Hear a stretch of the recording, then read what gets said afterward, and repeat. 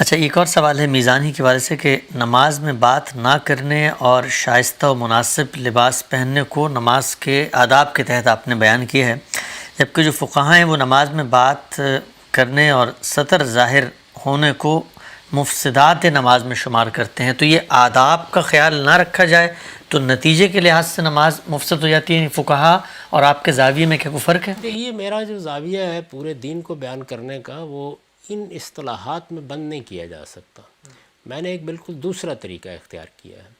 آپ لوگوں کو یہ بتائیں کہ یہ اللہ تعالیٰ کا بتایا ہوا طریقہ ہے، اللہ کے پیغمبر کا بتایا ہوا طریقہ ہے، نماز ان آداب کے ساتھ پڑھنی ہے، اس میں یہ چیزیں لازماً کرنی ہیں، یہ چیزیں وہ ہیں کہ جن کو اختیار کریں گے تو نماز میں حسن پیدا ہوگا۔ یہ ساری چیز آپ بیان کر دیں۔ جب آپ نے یہ بیان کر دی، اب یہ ہے کہ کسی آدمی نے اگر اس کی جان بوجھ کر خلاف ورزی کی ہے تو میرے نزدیک اس کو تنبیہ کرنی ہوگی نا۔ وہ آدمی جب ہمارے سامنے آئے گا تو اس کی صورتحال کے لحاظ سے کوئی عالم اس کو بتا دے گا کہ تمہیں یہ نہیں کرنا چاہیے تھا، جانتے بوجھتے کیا۔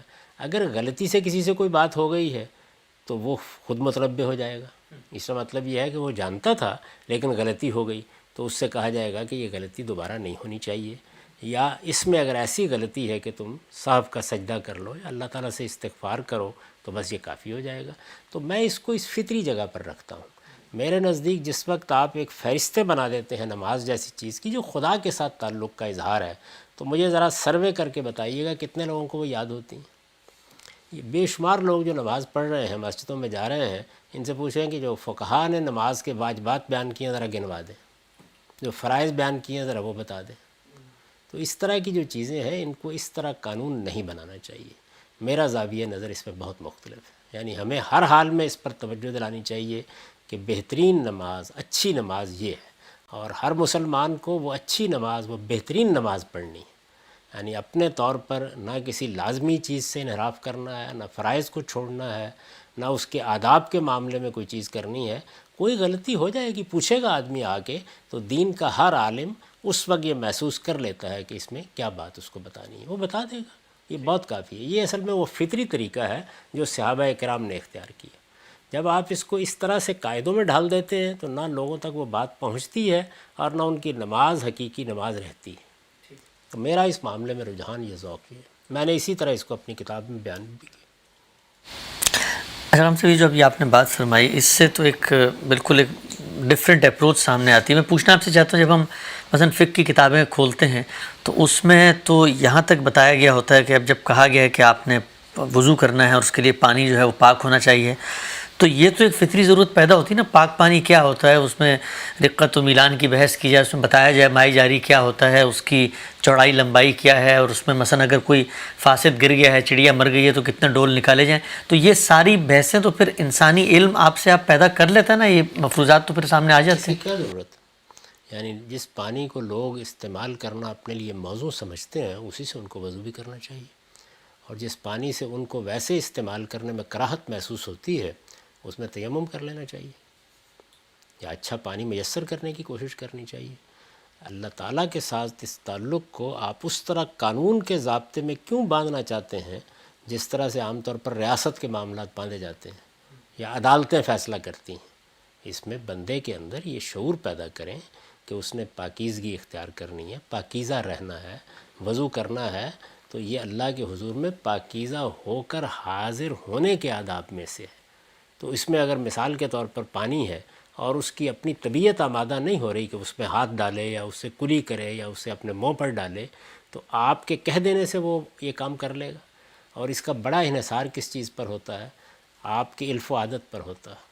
آپ دیکھیے کہ میں چونکہ دیہات کا پس منظر رکھتا ہوں کہ وہاں پر جوہڑوں کے پانی کو لوگ ایسے کر کے اور ذرا جیسے نتھار لیتے تھے، یا بعض اوقات میں نے دیکھا کہ وہ اپنی تہمت کے پلو میں پانی ڈال کے، وہ پانی نیچے سے نتھر جاتا تھا جو، تو نیچے سے کوئی گلاس رکھ کے یا کوئی پیالہ رکھ کے اس کو پی لیتے تھے۔ اب آپ نہیں پئیں گے، تو اس میں بڑا فرق پڑتا ہے۔ ہر آدمی اپنی معاشرت کے لحاظ سے یہ فیصلہ کرے گا۔ پاکیزگی اور طہارت، اس کے لیے اللہ تعالیٰ نے انسان کی فطرت میں تعلیم رکھی ہے، اس کو اسی پر چھوڑ دینا چاہیے۔ اس کا اطلاق جب آپ اپنے خاص ماحول میں، خاص پس منظر میں کریں گے، ہر فقی کرے گا۔ اب ہم شہروں میں بہت زیادہ عادی ہو گئے ہیں کس طرح کا پانی پینا ہے، کس طرح کا پانی استعمال کرنا ہے، لیکن دیہات کی یہ صورت نہیں ہوتی۔ تو جہاں لوگ رہتے ہیں، جہاں بستے ہیں، جس طریقے سے وہ دیکھتے ہیں چیزوں کو، اسی طریقے سے وہ اللہ کے سامنے بھی جائیں گے۔